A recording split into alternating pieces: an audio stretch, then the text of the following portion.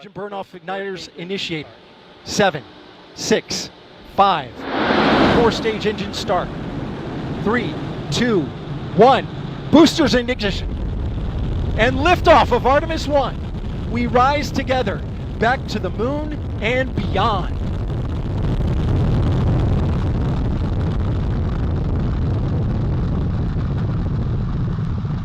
All 4 RS-25 engines on the core stage and 2 solid rocket boosters now propelling the vehicle at 128 miles per hour.